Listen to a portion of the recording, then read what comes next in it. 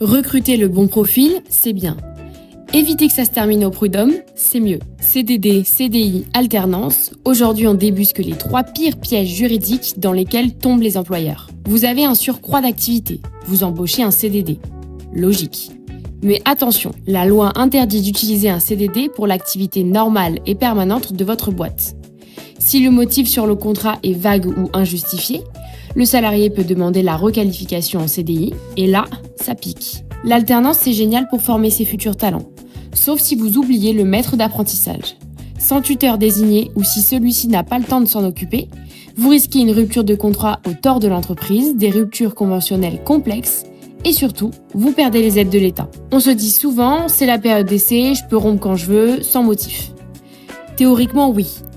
En pratique, si vous le faites après un arrêt maladie ou juste après que le salarié ait demandé une augmentation, ça peut être jugé comme abusif ou discriminatoire. Restez factuel et formalisez toujours vos échanges. Les gestions des contrats, c'est de l'horlogerie fine. Une seule erreur de date ou de motif et c'est toute la sérénité de votre entreprise qui trinque. Pour sécuriser vos embauches et vous concentrer sur votre business, faites-vous accompagner. Abonnez-vous pour d'autres conseils RH et visitez Ma Solution Paye pour externaliser sans stress.